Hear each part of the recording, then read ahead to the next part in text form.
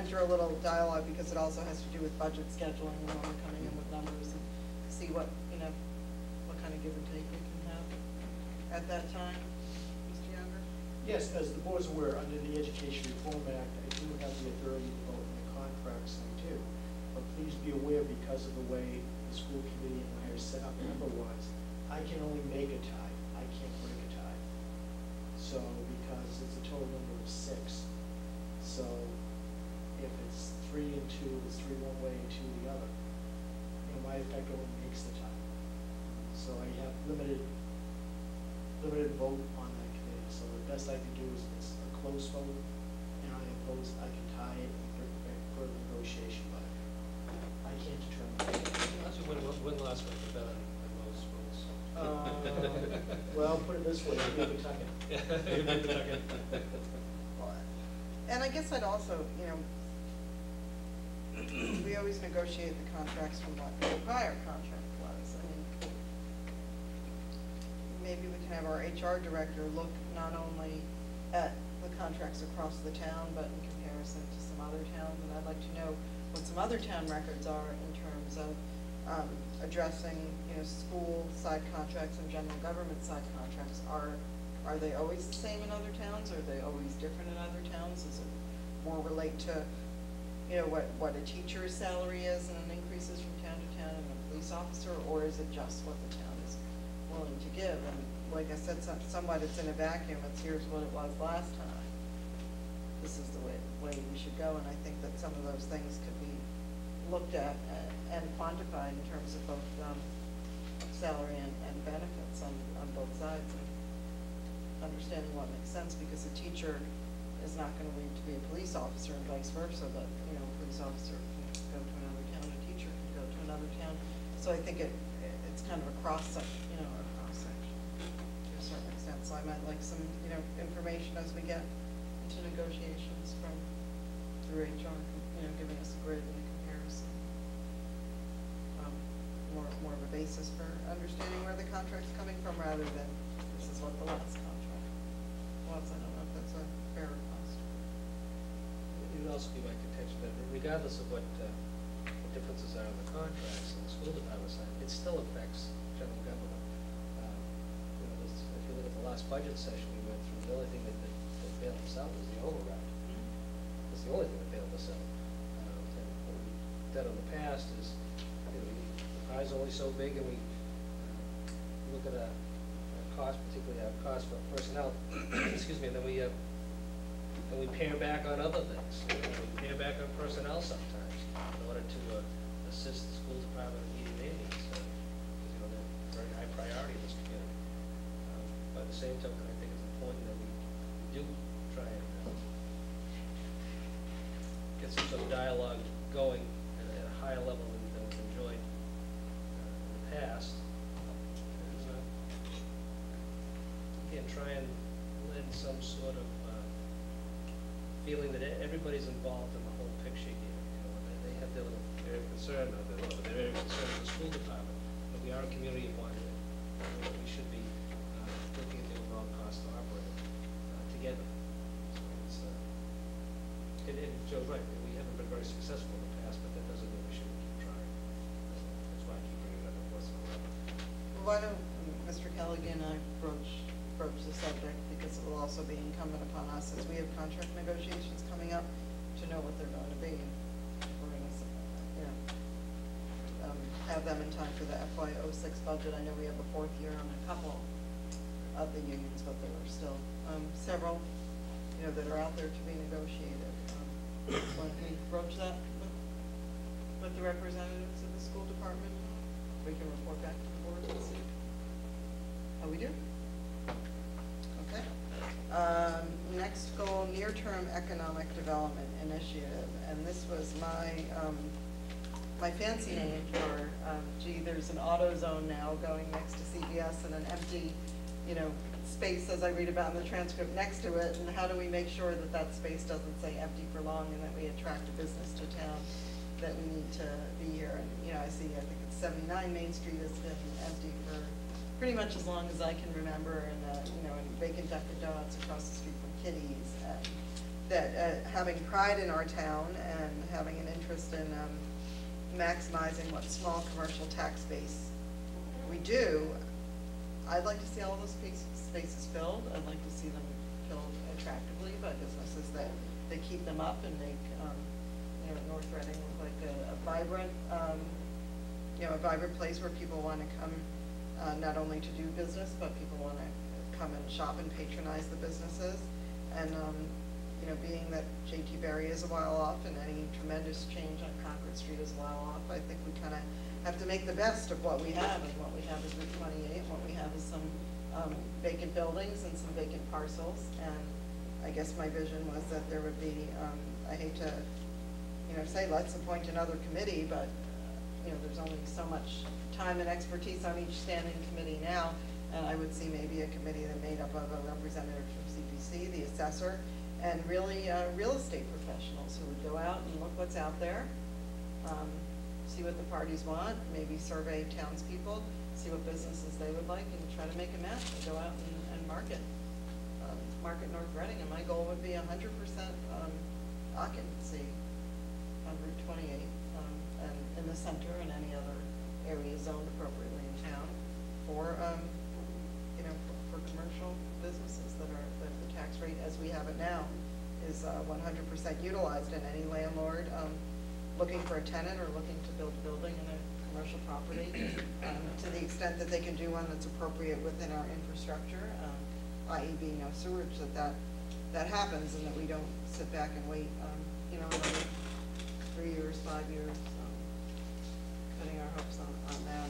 Route 28, Water Center is beautiful. Route 28 is the part of North Reading that most people probably do pass through and do see, and I'd like to maybe stop here and spend a little more money with our businesses. So that's the way I saw it.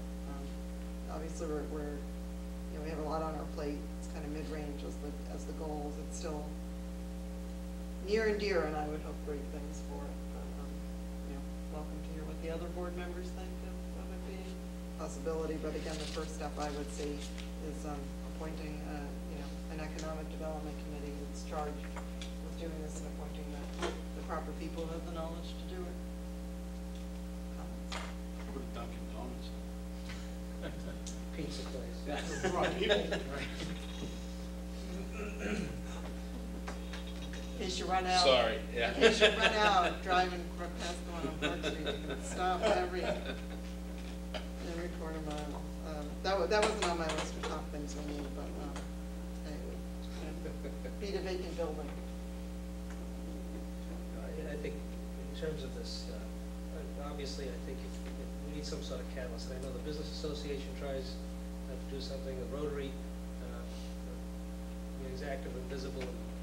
And I know the Planning Commission had a committee previously, like an economic, particularly for Route 28 as far as the beautification effort. And there's a plan so that when a piece of property out there comes up for sale or looking for a variance or some sort of permit, and pull out the plan and try and create something that appearance-wise looks a little better, certainly enhances the marketability of it.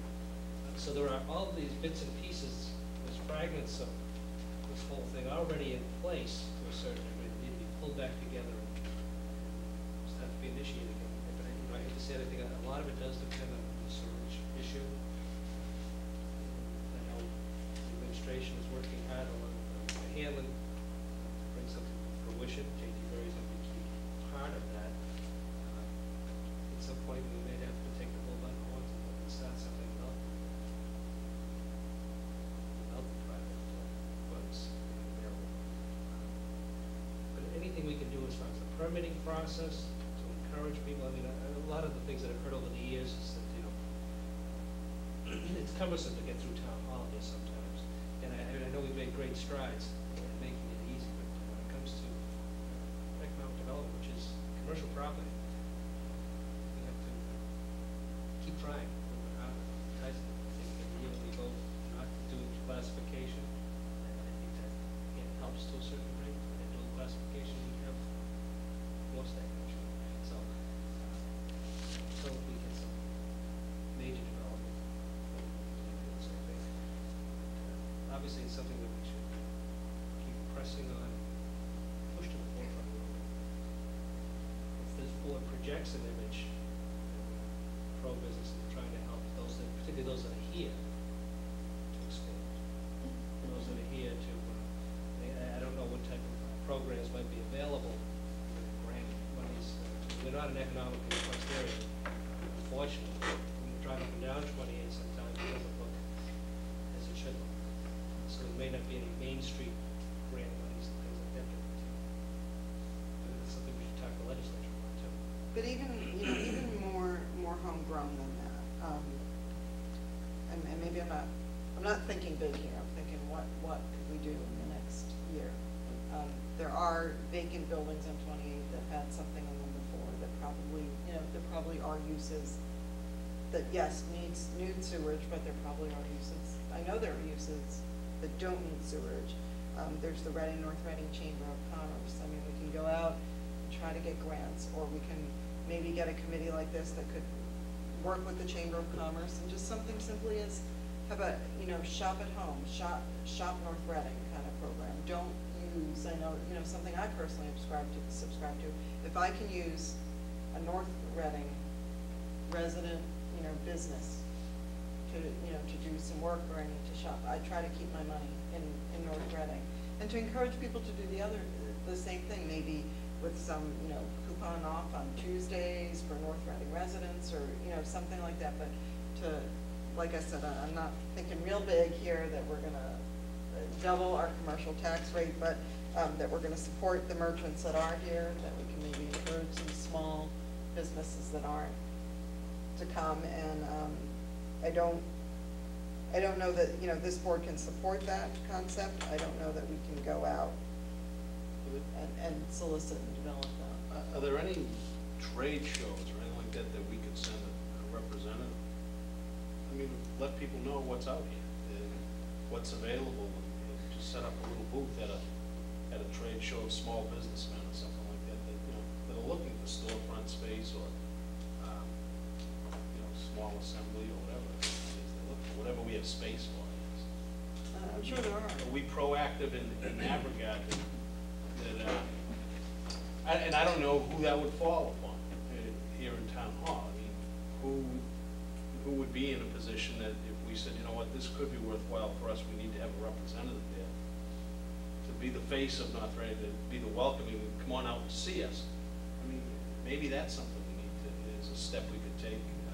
I guess we'd have to identify where you'd be sending them, first of all, because frankly, I don't know. I'm just throwing this out there. Mr. Misery? Getting back to the chamber, I mean, maybe it would be a good idea for a member of the board, a couple members of the board, to make an appearance at a chamber meeting, make a brief presentation, and open it up to get input from the local businesses as to what we might do to help influence business growth in the area. Yeah, I'm the liaison to the chamber, and I'm happy to do that, but I also need, We'll invite them to come here and. yeah, and I can do that, and I know that, Because John. that also heightens everybody's awareness too, whether it's just you or some representative going to their meeting, and may or may not be covered, at least they're gonna get a little bit of coverage. Yeah, I've met the executive director, and I can do that. And, I know that John Murphy had been very, is actually a member of the chamber now, but had been the liaison and had been active with them. I can certainly invite them here. They're always out there trying to promote themselves and their businesses, and we can assist in some fashion. Let them communicate to us and see what we can do.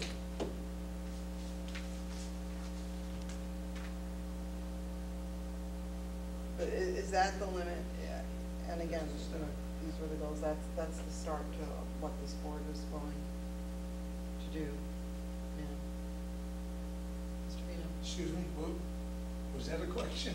Yeah, it was. I had suggested that as part of it, I think, as the Information Technology Committee, I think showed, that when you get a group of people with the right expertise assigned to a task within their field of knowledge, things happen.